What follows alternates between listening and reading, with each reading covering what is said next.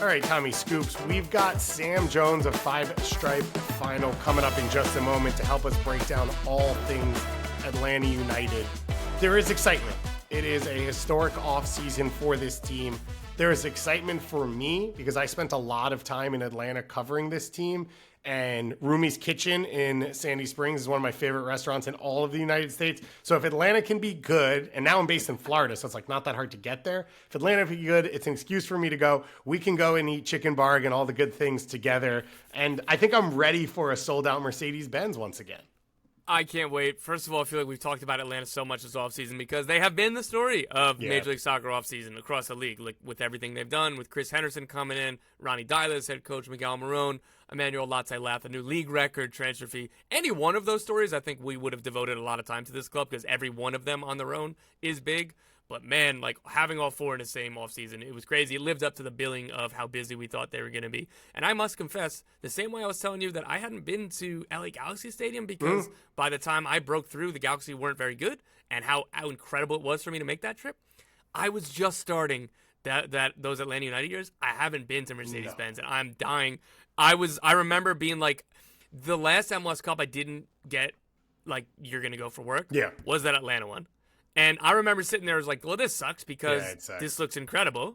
But look at this team. They have Miguel Almirón. They have Tata Martino. They have Joseph Martinez. Bro, they're going to be back. Like, they're going to be a fixture in my life in the future. Who cares? I'm going to have plenty of Atlanta United trips. Fast forward, none of that happened. They've fallen off. So I do hope in 2025 I find myself in Atlanta eating some good food with you, David Goss. It is an awesome city. I love being in Atlanta, both from an MLS point of view. We've said it on the show a couple times. It's one of the markets you fly into, you go to, and you're like, oh, I'm here for a game. And it's not like, oh, I didn't realize Mizzou was playing this week. I didn't realize that UCLA had a game. It's like, oh, you're here for the Atlanta United game? Like, yeah, I might go.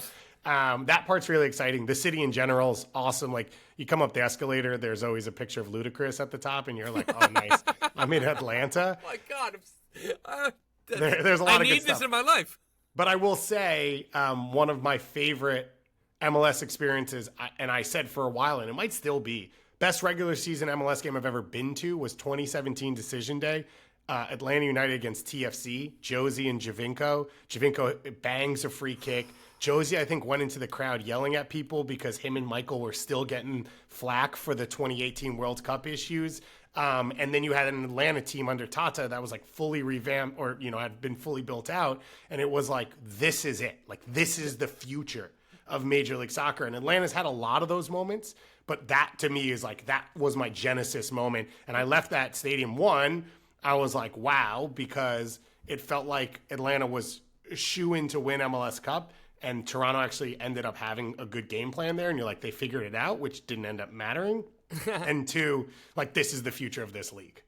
Oh, it was incredible. And that reminds me of just the gif of Josie and Giovinco celebrating, and somebody threw a beer, and Giovinco tried to head it, and he missed, and then Josie picked it up and took a sip. Just iconic lore in MLS, and just all these memories are just making me happy. Atlanta United, they're an interesting one. I think a lot of MLS fans get annoyed because they feel like they're the big market that everyone wants to talk about.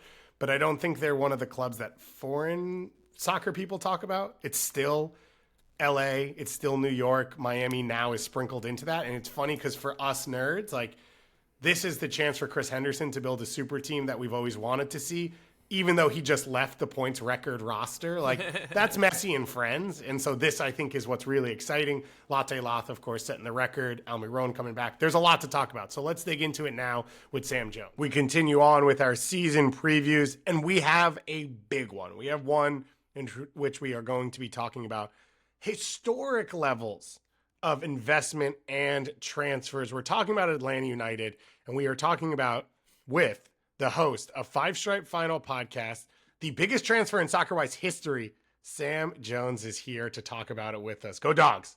How about them Dogs? Listen, it's an honor to be on here with folks who are so good at this. Has the league ever considered doing a show like this? It'd be a great idea. I agree, but I think it's one of those things where you probably start with a daily newsletter that informs fans, and then you sort of move up to something like this. That makes sense. That's a traditional path, I think. Yeah. It is a traditional path, and it's one we are all excited to follow globally on MLS Season Pass on Apple TV. Uh, Tommy Scoops here as well. Of course, we're going to dig into all things Atlanta United. As I said, some historic transfers, some big time moves, not as many outs as you would have expected, and some big name changes on the top of the club. You can listen to Five Stripe Final anywhere you get your podcasts. If you are listening to Soccer Wise, you should go do that. If you were listening anywhere else on a different feed, come join us at Soccer Wise. We go live twice a week talking MLS. We cover all things NWSL as well. 4 to 5 shows a week. As much soccer as you can possibly handle directly into your face. And hopefully, we will be going to Atlanta for some big games this year. It was a large part of my time covering Major League Soccer, was about 3 years where I spent every other month in Atlanta and love it. I'm a huge fan. Sam, it's been a little while. And it feels like we all might be coming back. Yeah, I would expect so. It feels like there might be a lot of folks in Atlanta coming back as well. I'm not sure what the numbers were on season ticket renewals, but my guess is that with the price increase and everything like that, things probably dropped off maybe a little bit. They've probably picked up in the last couple of weeks. Look, we were out at the airport the other night. Me and Joe Patrick from FiveStripeFinal.com were out at the airport the other night with 150 other folks just to see Miguel Almirón walk through a terminal. Like they had to turn folks away. There were so many folks who were wanting to come just be at the airport for Miguel Almirón. Like that's the level of connection they have with this guy, and now they get to build that level of connection with Latte Loth as well. It's one of those things where it feels like there's a buzz about the team for the first time since 2019. Yeah, or 21 when Joseph went down with the torn ACL in 20. I still think that there was hope after that, and you try to talk yourself into it. But to go back, I have a quick airport follow-up. For these arrivals, for these moments, it's big Hartfield Jackson content. I'm thinking logistically. So do you park in like short-term parking, and then it was like, well, what if the flight was delayed, and then you just get stuck with like a $27 bill for 45 minutes of parking? Yeah, the flight was delayed. It was $14. So thanks for asking. I'm here for you. And Tom's account is open for transfers, so you can just hit him. Well, I'm getting paid for this appearance, so yeah, I figured that would cover it. I have a Venmo request coming. Yeah, it's directly out of Tom's account as well. That's where we sort of operate all our money out of. Tom, let's hit some transfers. For the most part, normally I write at the top of the rundown, like, what's the big story? This time I wrote, is there even anything to talk about? Basically bringing in 3 DPs for a total of $33+ million. Tom, hit us with the info.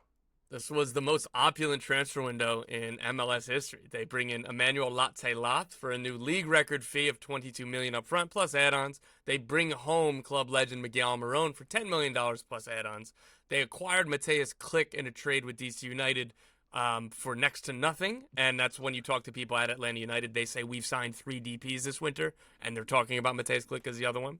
On the outgoing front, Santi Sosa, who they got like $4 million from Racing Club, which is an incredible piece of business. Though I still do believe in that player. I won't take the L on that one. And Franco Ibarra are both gone. Those are 2 U22 initiative slots open. This club could spend more money because they can add 2 more U22 initiative slots. Of course, Dax McCarty retired, Tyler Wolff to Real Salt Lake, and Daniel Rios, his option was declined. Are you taking the L on Franco Ibarra, or are you standing strong on both, Tom? I was more of a Santi Sosa guy. Okay, Tom Bogart is standing strong on Santi Sosa officially, and maybe on Franco Ibarra as well. Still. No, I think that ship sailed. Okay. Santi actually played more minutes than I realized when I went back to look at it to make up a mocking thing to put down. I think it starts with most MLS games are played at nighttime. Will Mercedes-Benz have a special latte drink of sorts to celebrate the new signing from Middlesbrough? I've been told it will be a latte with a giant stick of butter in it. And if you don't know what I'm talking about, I can elaborate further on like some other tier of your Patreon. Yeah, that sounds like really important content that people are going to clamor for. We came into the offseason, Sam, and we talked about all the money that had been made. Last year, the allocation money, Caleb Wiley, Thiago Almada, all these huge moves. And we sort of said this was possible, but you don't know how it's going to play out. What do you make of what this offseason has been so far for this club? And we have to add in here, the other big notes to know is Ronnie Dyla has been hired as the new manager, former MLS Cup winner in 2022, and Chris Henderson has taken over as the new chief soccer officer under Garth Lagerwey, basically replacing Carlos Bocanegra after he stepped away last year. So it's a new front office that has been able to open up this checkbook. Yeah, on paper, I mean, I was talking through with some other folks the other day. It's hard to think of an on-paper offseason more effective than this one, especially at the higher end, especially in the front office. You bring back Henderson, reunite him with Garth Lagerwey. Doyle, of course, is won an MLS Cup. We can talk more about him in a little bit, and maybe some concerns I have with that hire in particular. But as far as the players they brought in, the kind of central principle of what Garth wanted to do this offseason was increase team speed.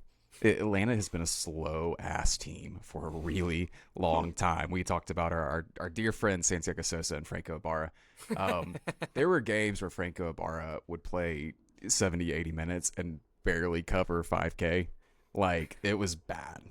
Santiago Sosa flat-footed all the time. There's a reason he got moved back to center back now at Racing. And it was a team that didn't have high-end talent and high-end speed. You bring in Miguel Almirón, who still, even at 30, 31, about to turn 31, still has pace. And you bring in Latte Lath, who is one of the fastest strikers in the world, at least according to what people tell me about the FIFA ratings.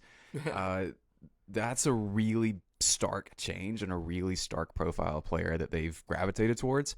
And I think what is maybe concerning about it is that a lot of it has been predicated around getting Alexei Miranchuk runners. Allowing Alexei Miranchuk to have space and allowing Alexei Miranchuk to operate with people making runs in behind. If Alexei Miranchuk isn't actually that dude, and we find that out midway through the season, then something has gone terribly wrong, and this could be kind of a struggle. If Miguel Almirón doesn't really have the same kind of giddy up at this age, maybe has some injury issues, then, it's really basically... It's kind of the same team that finished ninth for the most part, except at these couple of top end spots, and except where they added Mateus Klick, who's also in his mid 30s. It's basically the same team except a new sporting director, new head coach, and $33 million spent. I think I'd push back on this one. Plus, sure. I get your concerns on. I could see through each path of. Okay, Miranchuk, maybe he isn't quite the player that they thought he was, or Almirón, like you try to go through like the negative side of things.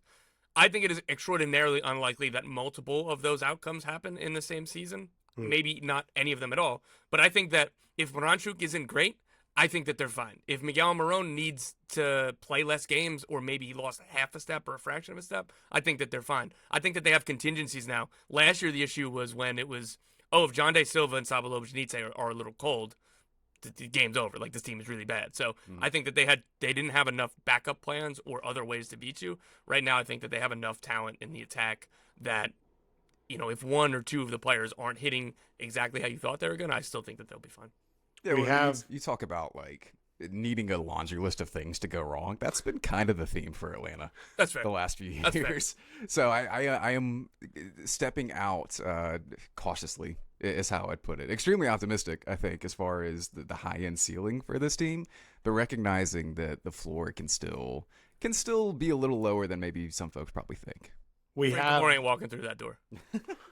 We have the sage words of Matt Doyle that we're going to go to in a moment. We've also got our final lines that Andrew Wiebe has sent us that will help us sort of create some predictions and close this out. Let's start with Matt Doyle right now.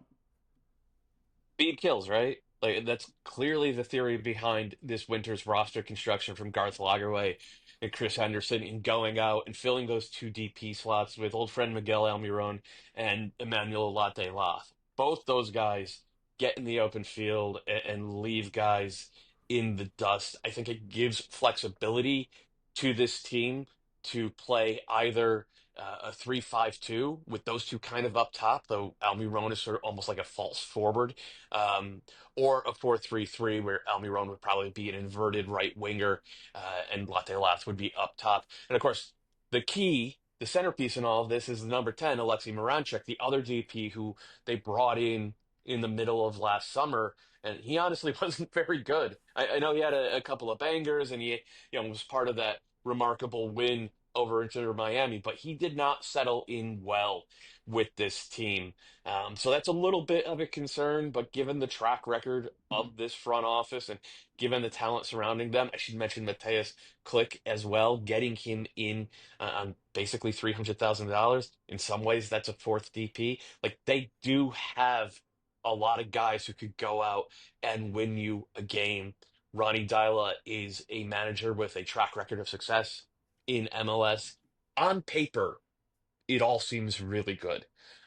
I feel like I've said that 5 times in the past 5 years for Atlanta United, and it usually hasn't been as good on grass or on turf as it was on paper. So we'll see, but I think there's reason behind the confidence that's emanating out of Atlanta these days.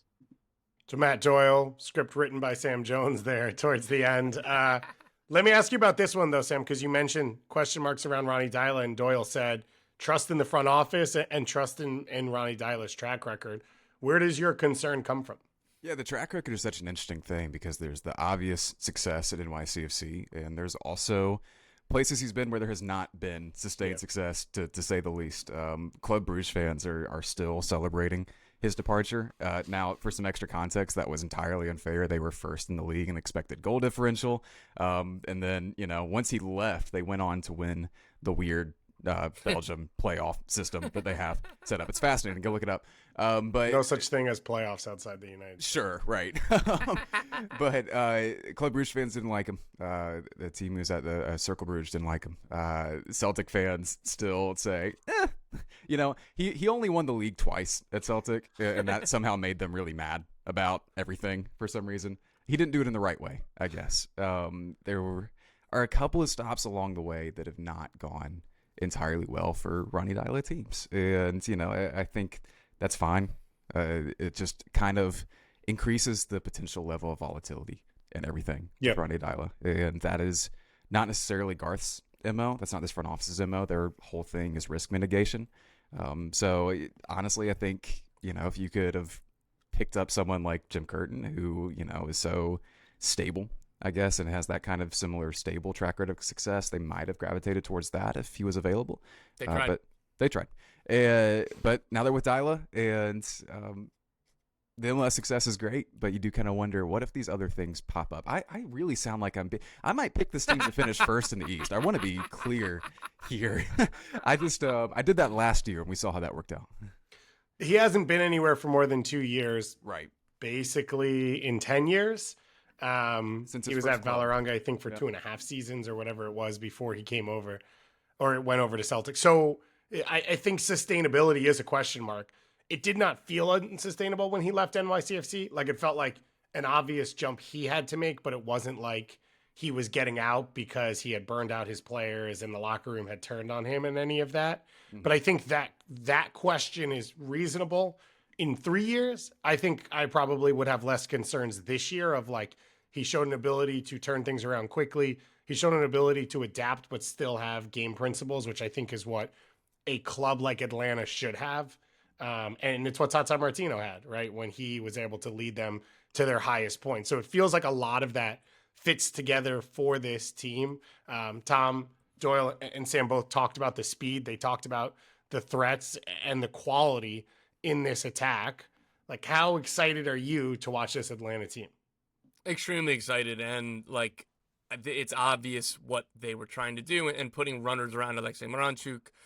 I'm very curious to see the first time that, like, they're just shredding teams in transition, and then teams go, okay, like, we can't come out of our shell. Then how do they break it down? And again, I think that there's where Miguel Almirón is different, where he's not just a straight line runner. Like, yes, he's one of the all-time greats in the open field in Major League Soccer, but he can also beat a pack defense. He also has that quality. I think, like, that's the key difference between him and Saba Lobojanice, where Lobojanice does that less frequently than Miguel Almirón, which is a difference between a TAM player and, one of the, probably going to be one of the most expensive contracts in the league, if I had to guess. So I'm really, really excited to see this team, and I think that these games are going to be a bunch of fun. I think that they're going to try to attack it. Like, the Benz is going to look like, hopefully going to look like 2019 again, and I think that's what I'm most looking forward to.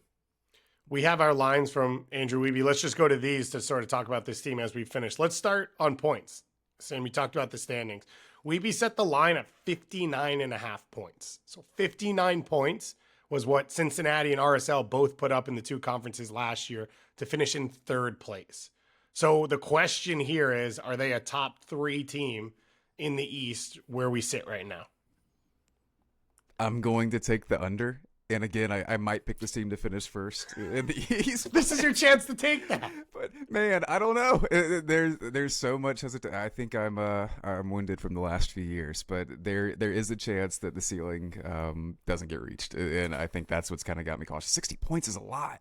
I don't think that 2019 team got to 60. I know they didn't. I don't think 2017 got to 60. 2018 did, but 60 points is a heck of a thing. It could absolutely happen, but I'm going to be cautious here, I think. 2017 was 55 points. 2019 was 58, finishing in second place in the Eastern Conference. I understand, like 59.5 is a lot of points. I think that this is a fair line. Like, these should be the expectations for this team. And when you talk about it as, is this team a top 3 team? Yeah, absolutely it is. Yeah. But you could kind of still finish third and be a few points below. I'm going to be optimistic. I'm going to take the over just because I think that there are so many different contingencies for this team. And by the way, like, we haven't mentioned Stian Gregerson yet. I think Stian Gregerson has the ability to be a 1A center back in this league, like somewhere in that, like, top 10, top 15. I know that his injury concerns, all of that. I believe in the talent there. I am curious to see what they're going to do in their own defensive transition when Amador and Brooks Lennon are both going forward at the same time. There are plenty of reasons for concern, plus how great the Eastern Conference is going to be. I just think that this team has too much talent.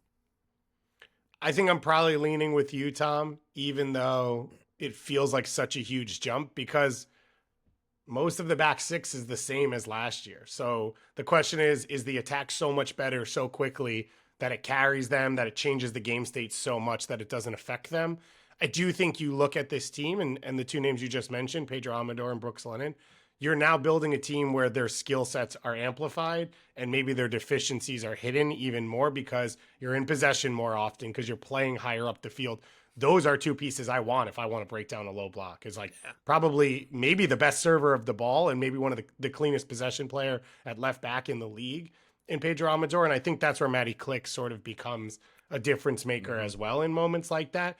So I have that confidence. I also have some level of belief that this is a sporting group in Garth Lagerwey and Chris Henderson that built teams around Chad Marshall and Kim Keehee and, and Ymar. Like, I'd be surprised if they don't think they need to continue to upgrade at that position. And if there's money to spend, whether it's U22 initiative, whether it's being able to use some of the allocation money they've generated, for a TAM player, I'd be shocked if there wasn't at least one more move in the defensive side of things for this club going forward. So I'm going to take the over on this one as well. Weeby had a second one for us on this one because he's so excited about Atlanta United. And it was Miguel Almirón. And the question was who he would be. The line is 24.5 goals plus assists in MLS only. In 2017, Almirón put up 23. In 2018, he put up 26. So Weeby's asking, coming back where he sits in his career, where this team sits, is he as good or better than he was in his initial trip? Tom, you start.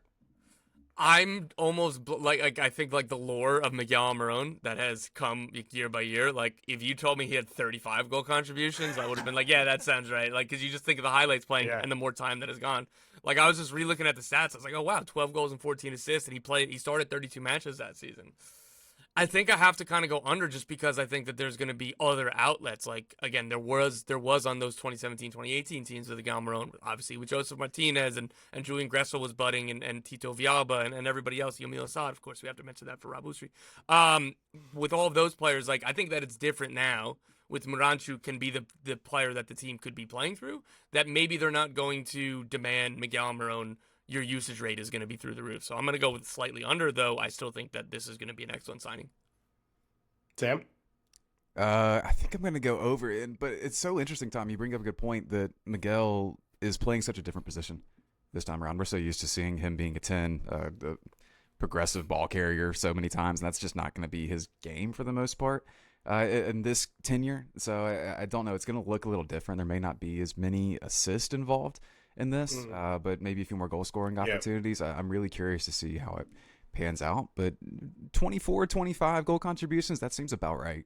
Yeah, the really good line by Weeby. I will also say, like, I think if we knew for sure that Ronnie Doyle was playing out of like a 3-5-2, where Miguel Almirón is central and is like the second forward, I think that makes it an easy over for me because he is going to be more central in that role, and like the secondary assists the high likelihood is that he's going to be involved in the pass or the pass before the pass in that kind of system. But if it's more of the 4-2-3-1, like there are opportunities for him to just kind of not get lost, but just have a lower usage rate.